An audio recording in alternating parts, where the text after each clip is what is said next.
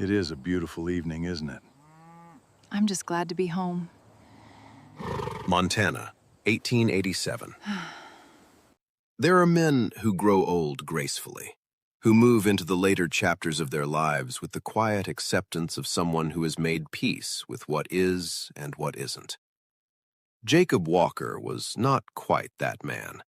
He was 58 years old, and he had not made peace with anything. He had simply stopped fighting. Which is a different thing entirely, though from the outside the two can look remarkably similar. He ran a cattle ranch 12 miles outside of Grover, Montana, on land his father had broken and his own hands had kept. 300 acres of high grass and rocky creek beds, and the particular silence of a place where one person has lived alone for too long. The ranch was good, the cattle were healthy, the fences held. Jacob himself was the thing that had stopped being tended. Not dramatically, not in any way that anyone would have pointed to directly.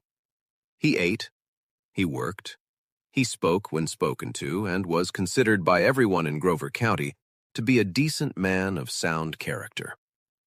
He went to church on Sundays and to the feed store on Thursdays, and came home both times without anything having changed. His wife, Margaret, had died 11 years ago. Not suddenly. The fever had taken 3 months to do what it did, which in some ways was worse than sudden, because he had watched it coming and been unable to stop it. After Margaret, there had been grief, and then work, and then more work, and then a kind of settled quietness that he had eventually stopped distinguishing from contentment. He was 58 years old.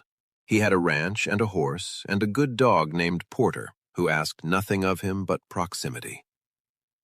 He had, without fully deciding to, concluded that this was sufficient. He rode into Grover on a Tuesday in September for salt blocks and feed and a pound of coffee and nothing else. He came home with a name he couldn't stop thinking about, which was, all things considered, the more significant purchase. Clara Bennett had arrived in Grover 3 weeks before Jacob first saw her. She was 29 years old. She had come from Billings to take the position vacated by old Mr. Hennessy, who had retired in June after 22 years of teaching Grover's children everything he knew. She had dark hair and steady eyes, and the particular quality of someone who listens completely, not waiting for their turn to speak, but actually receiving what is said and doing something with it. Within 3 weeks, she had become the most talked-about person in Grover County, which was not a large county. 3 men had attempted to call on her formally. She had received them all with warmth and declined them all with clarity.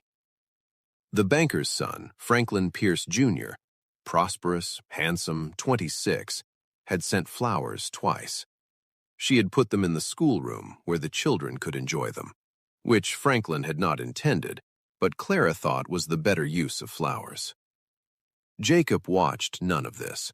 He was 12 miles out and had no occasion to be in town more than once a week. She spoke to him first. "Excuse me," she said from the schoolhouse steps. "You wouldn't happen to know where I could find someone who could look at my stove? It's been smoking badly since last week, and the children are suffering for it." He stopped his horse. He looked at her. She looked back at him with the direct, patient gaze of someone who has asked a reasonable question and is waiting for a reasonable answer. "Tom Briggs," he said, "hardware store. Tell him Jacob Walker sent you and he won't overcharge." "Thank you," she said. Then, "I'm Clara Bennett. I teach here." "I know," he said. "Jacob Walker. I ranch." "I know," she said. He rode on. 14 seconds of conversation. He counted them later, which he did not admit to anyone.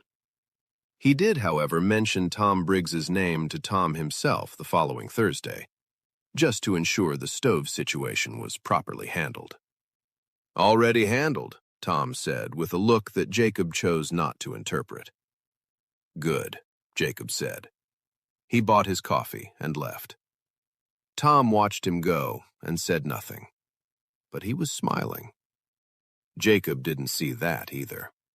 She came to the ranch for the first time in October. She had a student, young Thomas Aldridge, 11 years old, whose father ran the property 2 miles south of Jacob's. Thomas had been missing school, and Clara made a practice of visiting the homes of children who missed school. She stopped at his gate on the way back. "Your fences are in good condition," she said by way of greeting. He was repairing the gate hinge. He looked up slowly, the way a man does when he's not sure what he's looking at. "Thank you. Thomas says you taught him to ride last summer." "His father asked me to. He says you're patient with horses." She studied the mare tied at the post. "And apparently with 11-year-old boys." "Horses are easier," he said. She laughed, quick and genuine, the kind that arrives before the person decides to allow it. "I'll remember that the next time Thomas gives me trouble, though I suspect comparing him to a horse won't help." He almost smiled. Almost. She stayed 20 minutes, talking about Thomas, the school, whether winter was coming early. When she left, he went back to the hinge and found, somewhat to his surprise, that the afternoon had acquired a quality it hadn't had before. She came back 2 weeks later with a book about cattle management she'd found in the school library. He took it.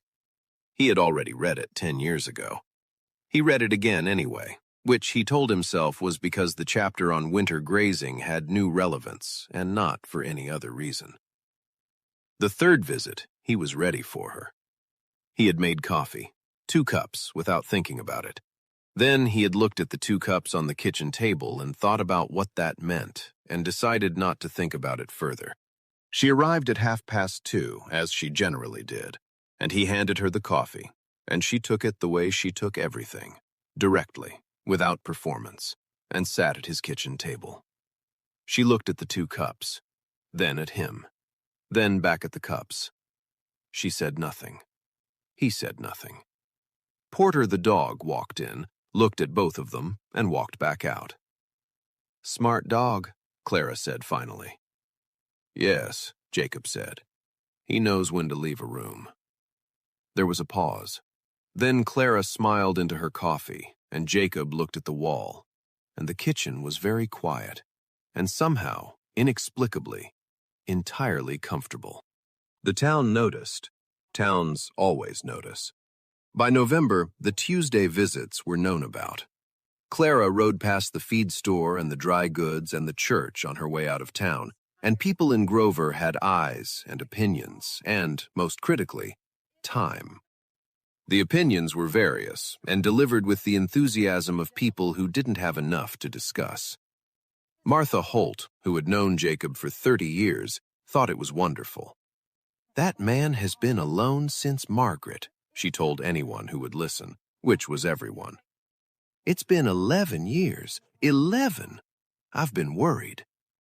Franklin Pierce, Sr. thought it was inappropriate, and said so, carefully, to the right people. Tom Briggs at the hardware store, when asked his opinion, said only, "He came back to ask about that stove." When pressed to explain what that meant, he smiled and found something to do in the back room. The banker's son, Franklin Jr., was less philosophical. He had sent flowers twice and had them returned, in the form of 20 children who had very much enjoyed them, and had some feelings about the situation. He encountered Jacob at the feed store on a Thursday. "I hear Miss Bennett has been visiting your ranch," Franklin Jr. said, with the careful tone of a man trying to sound casual and not quite managing it. Jacob looked at him. "She visits Thomas Aldridge's family, too, and the Hendersons. She visits families of students." "Twice a week?" Jacob picked up his salt block. "Have a good Thursday, Franklin." He rode home. He was not, he told himself, bothered by the conversation. Porter disagreed. The dog could always tell when Jacob was lying to himself, and spent the evening sitting closer than usual. Ruth Deacon at the post office, who had appointed herself Clara's unofficial informant, reported the exchange to Clara the following morning. Clara listened, nodded, and said, "He picked up his salt block and left?" "Yes," Ruth said. "Good," Clara said. "That's the correct response." Ruth stared at her. "To what?" Clara smiled. "To not being bothered," she said. And she went to teach her class, and Ruth stood in the post office for a full minute trying to figure out what had just happened. Clara had not told Jacob, had not told anyone in Grover, the real reason she had come to Montana. Not the short version she gave at church socials, not the practical one about the teaching position. The real reason, the one she had spent a year learning how to say, she was saving for the right moment. She suspected the right moment was closer than she had planned. What she had learned in the year before Grover was the difference between a life that looked right and a life that felt right. She had spent 29 years being told they were the same thing. She now knew they weren't. She had come to Montana to find out what was hers. She had not expected Jacob Walker to be part of that answer, but there was something in him she recognized.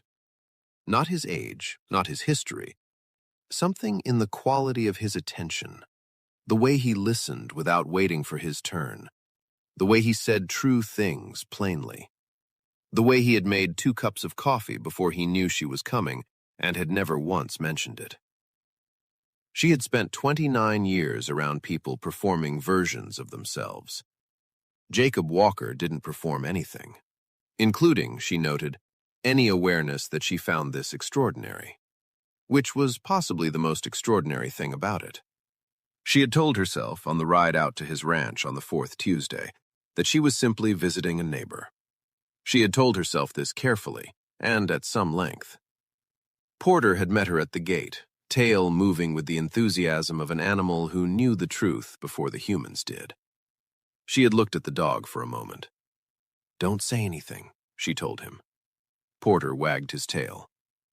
"Unhelpful," she said, and went inside. 5,000 of you are following these stories. From the United States, Canada, Germain, places I never imagined this voice would reach. If this story is giving you a good night, a like on this video means everything to me. And now, what country are you listening from today? Leave it in the comments. Now let's get back to the subject, because Jacob Walker is about to say the most sincere and most wrong thing he has ever said. It was December when he said it. They had fallen into a habit. After coffee and conversation, they would sometimes walk to the east fence where the land opened up and the view went all the way to the mountains. In autumn, it had been gold. In December, it was the particular stark beauty of Montana in winter. The grass silver-brown, the mountains showing their snow, the sky going pink and amber as the sun went down. They stood at the fence in the cold air, and Jacob said nothing for a long time, because he was thinking about something he had been thinking about for weeks, and had been refusing to bring to the surface. Porter sat between them, looking at the mountains with the philosophical expression of a dog who has decided the humans will sort this out eventually. Then Jacob brought it to the surface. "Clara," he said, "I need to say something." She turned to look at him. "I think you should consider spending your Tuesdays differently." He looked at the mountains. "You're 29 years old, and I'm 58. He paused. "You're too young for an old rancher. You deserve someone who can—" "Jacob, let me finish. You're going to say something you've decided is true without asking me whether I agree." He stopped. She was looking at him with the expression she sometimes turned on students who had given a confident, wrong answer. Not unkind, but completely unwilling to pretend the answer was right. "You're 58, she said. "I know that. I can count." She took a step closer. "But I'm not interested in your age. I'm interested in you. You listen. You tell the truth. You made coffee for 2 before you knew I was coming, and you've never once mentioned it." Porter looked at Jacob. Jacob looked at Porter. "Don't," Jacob said to the dog. Porter looked back at the mountains. Clara's expression did something complicated. Not quite a smile, but close. "To me," she said quietly, "you're perfect." The mountains held the last of the light. The cold wind moved through the silver grass. Jacob Walker, who had stopped expecting things, stood at the east fence of his ranch and felt something arrive in his chest that had no name and no warning and no regard whatsoever for the careful conclusions he had spent 11 years arriving at. He was quiet for a long time. Porter, sensing the gravity of the situation, sat on Jacob's foot. This was something the dog did in serious moments. Jacob had always found it helpful. "You don't know everything about me," he said finally. "I know enough," she said. "I know the important things. Margaret. I know about Margaret. You loved her. She died. You've been alone for 11 years, and you've convinced yourself that's the natural end of things." She paused. "It isn't." He looked at her. "Clara, in 10 years I'll be 68, she said, "and I'll be 39. And if you are half the man at 68 that you are now," she paused, "I'll count myself fortunate." He turned back to the mountains. Then she told him about Billings, about Edward, young, prosperous, from a good family, everything that the word suitable was supposed to mean. About the engagement, about the wedding that didn't happen 3 weeks before it was supposed to, and the reason it didn't happen. He listened completely. When she finished, "You ended an engagement 3 weeks before the wedding." "Yes. Because it wasn't right. Because it was expected," she said. "Which is different." "What is right?" he asked. She looked at him steadily. "This," she said. "Tuesday afternoons and honest conversation, and a man who makes 2 cups of coffee before he knows he needs to." A pause. "I didn't come to Montana to find this, but I found it." Porter stood up, stretched with great ceremony, and walked back toward the house. "Your dog agrees," Clara said. Jacob watched the dog go. "He always knows when the conversation is over," he said. "Is it over?" she asked. He looked at her. "No," he said. "I don't think it is." He didn't say yes immediately. That wasn't his way. He thought about it slowly, from every angle, with the stubbornness that was his best quality and his most inconvenient one. Porter participated in this process by following him around the ranch for 3 days with an expression of patient concern. "I'm thinking," Jacob told him on the second day. Porter sat down. "I know you think I'm taking too long." Porter looked at the middle distance. "That's not helpful," Jacob said. He thought about Margaret. Not with guilt, with honesty. Margaret had been a practical woman who had told him more than once that life was too short for unnecessary suffering, by which she meant specifically the kind of suffering people chose by refusing good things. He thought about the word expected. He thought about Clara ending an engagement because it was expected rather than right. He thought about the distinction, expected/right, and understood that he was being asked to make the same one. Expected. A 58-year-old widower stays alone. Right. Something else entirely. He went to her on a Saturday, not a Tuesday. Clara noticed immediately. He knocked on the schoolhouse door. She was grading papers. She looked up, saw him in the doorway with his hat in his hands, and set down her pen. "It's Saturday," she said. "I know." "You've never come on a Saturday." "I know." He looked at his hat. "I couldn't wait until Tuesday." She studied him for a moment. "I've told a lot of stories in my time, and the one that gets me every time is the man who finally stops talking himself out of something real. and just walks through the door. Jacob Walker walked through that door on a Saturday in December, and I think he knew, before he knocked, how it was going to go. He just needed to get there. Clara stood up from her desk. "You'd better come in then," she said. "It's cold in that doorway." He came in. The Montana winter light fell through the schoolhouse windows, clear and honest, the way it does in December. And Porter, who had followed Jacob the 12 miles into town and was sitting outside the door with the self-satisfaction of a dog who has managed events to his liking, put his head down on his paws and waited. He stood in front of her desk. "I've been thinking," he said. "I know," she said. "You think slowly." "I think carefully," he corrected. "Also true." She folded her hands on the desk with the patience of a school teacher who has waited for slower students than this. "What have you concluded?" He looked at her. This woman who had ridden out on Tuesdays and drunk his coffee and brought him a book he'd already read and told him at the East Fence in December that she thought he was perfect. "I've concluded," he said, "that I have been operating under a set of assumptions that need revision." "Such as?" "Such as the assumption that my age and my history constitute a reasonable argument against—" He paused. "Against what?" she asked. "Against asking you to marry me," he said. The schoolroom was quiet. Clara looked at him. He looked back. Outside, distantly, Porter could be heard making his presence known to a passing cat, which was briefly loud and then resolved. "And have you revised that assumption?" she asked.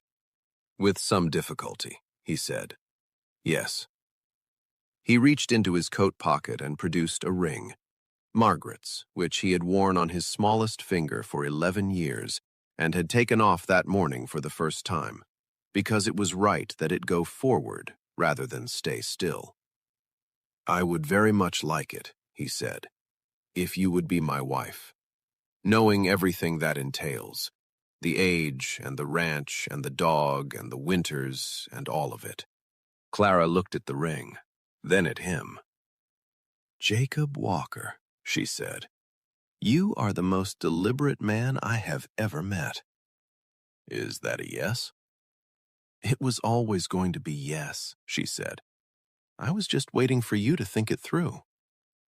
He put Margaret's ring on her finger in the cold, clear light of a Montana December, not as a replacement for what had been, but as a passage from it, the way good things sometimes carry the weight of what came before without being crushed by it. Clara looked at the ring the way you look at something you recognize, not new, right. Outside, Porter achieved victory over the cat situation and resumed his post by the door with renewed dignity. They were married in February in the Grover Church with the kind of attendance that suggested the whole county had been waiting and wanted to be present. Franklin Jr. was gracious about it. His father less so, but said nothing publicly. Martha Holt cried from the second pew with the unashamed satisfaction of a woman whose instincts had been vindicated after 11 years of patience. Clara wore deep blue, the color of the Montana sky in summer, because she was not a woman who felt required to wear white, and because the blue suited her. Jacob stood at the altar and watched her come toward him and understood, with the full weight of 58 years, how close he had come to not being here. Porter waited outside. When they emerged from the church, he greeted them with the enthusiasm of a dog who has personally arranged the entire situation and is pleased with how it turned out. Several guests were charmed. Jacob was not surprised. The house changed that spring. Not the structure, the feeling. The silence that had lived in every room was replaced by something else. The sound of two people's lives occupying the same space and finding it, somehow, more spacious than before. Clara brought books. Jacob built her a shelf, a good one, properly fitted. She told him it was the most romantic thing he had done. He found this confusing until he understood that she meant it. "A shelf?" he said. "You built it without being asked," she said. "You measured it to fit the books I already had. You used the good wood." He considered this. "That's romantic?" "Jacob," she said patiently, "that is entirely romantic." He went back to his coffee, but he was smiling. Their son Henry arrived in the 3rd year, with his mother's directness and his father's patience, which made him formidable in ways that only became apparent gradually. Jacob was 61. He had worried about this, about being an older father. He mentioned it to Clara once. "Can you teach him to ride?" she asked. "Of course." "Can you teach him to mend a fence, read weather, keep his word?" "Yes." "Then," she said, "you're exactly what he needs." He didn't bring it up again. Their daughter May arrived in the 5th year, small and determined and funny in the way Clara was funny, which meant the house was considerably louder. May could also, by the age of 4, defeat Jacob at any argument she chose to enter, which he maintained was her mother's influence, and which Clara maintained was simply the natural result of paying attention. On a summer evening in their 10th year together, Jacob sat on the porch. Somewhere in the fields, Henry and May were arguing about something. He could hear it in the rhythm of their voices without hearing the words, and he knew that tomorrow neither of them would remember what it was about. He found he didn't mind. The second porter, son of the first, same eyes, same opinions, was asleep at his feet. Clara coming out with tea. She had converted him eventually from coffee in the evenings. He maintained this was a defeat. She maintained it was an improvement. They had agreed to disagree for 10 years and showed no signs of resolving it. She sat beside him and looked at the mountains. "I was wrong, you know," he said, "about the thing I said at the fence." "I know," she said. "I told you so at the time." "You did. You were very patient about it." "I'm a school teacher," she said. "Patience is professional." He smiled. The mountains held the last of the summer light. The second, Porter sighed in his sleep. The children's argument resolved itself somewhere in the fields, with the sudden silence that means one of them has won. He put his hand over hers on the armrest. The same gesture, 10 years in, still the same, and thought about a Tuesday in September when he had ridden into town for salt blocks and coffee and nothing else. He thought about 14 seconds of conversation outside a schoolhouse. He thought about 2 cups of coffee on a kitchen table and a dog who always knew before he did. He thought about the east fence in December and the words she had said and how wrong he had been and how grateful he was for it. "Thank you," he said quietly. She looked at him. "For what?" "For counting differently than I did," he said. She put her head against his shoulder. "Someone had to," she said. And the Montana evening held them both, and the mountains did what they always did, and it was, by every measure that actually counted, more than enough. Jacob Walker made an error that most of us would recognize. He decided in advance what was possible for him. He looked at his age, 58 years, a number he had counted carefully, and concluded that certain things were no longer available, that the window had closed, that the time had passed. He was wrong. Not because age doesn't matter, it does, in real and practical ways. But Jacob had made a mistake that is easy to make and hard to catch. He had confused the arithmetic of years with the arithmetic of value. He had counted the number and concluded he was too little. Clara counted something else entirely. She counted the man who listened without waiting for his turn, who told the truth plainly and didn't dress it up, who made 2 cups of coffee before he knew he needed to and never mentioned it, who built a shelf from good wood measured to fit the books she already had without being asked. I've told a lot of stories in my time, and the one that comes up again and again, the one that stays with me, is the man who was offered something real and spent weeks talking himself out of deserving it. Jacob Walker stopped talking himself out of it on a Saturday in December when he rode 12 miles into town with his hat in his hands and knocked on a schoolhouse door. The heart does not follow a calendar. It does not look at a birth year and make decisions. It looks at a person, at who they actually are in the specific daily reality of their life, and it knows what it knows. You do not age out of being worthy of love. It is never too late to be found. Thank you for